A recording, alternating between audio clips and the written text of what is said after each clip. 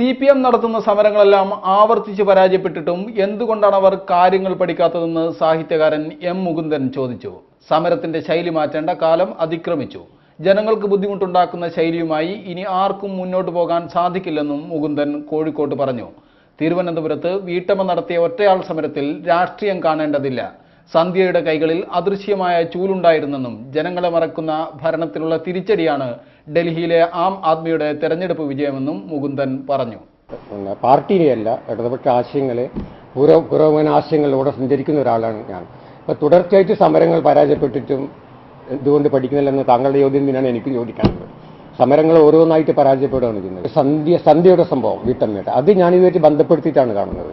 സത്യം പറഞ്ഞാലുണ്ടല്ലോ, അവരുടെ ചിത്രം ഞാൻ ടെലിവിഷനിൽ കണ്ടപ്പോൾ, പത്രത്തിൽ കണ്ടപ്പോൾ, സ്കൂട്ടറിൽ ഇങ്ങനെ നിന്നുകൊണ്ട് രോഷത്തോടെ ഇങ്ങനെ ഞാൻ അവരുടെ കയ്യിൽ ഒരു ചൂല് കണ്ടു.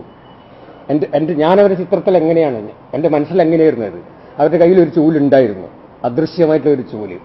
ഈ അദൃശ്യമായിട്ടുള്ള ചൂല് വൈകാതെ ദൃശ്യമാവും. അതാണ് ഇവിടെ സംഭവിക്കാൻ പോകുന്നത്. അങ്ങനെ രോഷം കൊണ്ട് പൊട്ടിത്തെറിക്കുന്ന ആളുകളെ ഇനിയും നമ്മൾക്ക് കാണാൻ സാധിക്കും.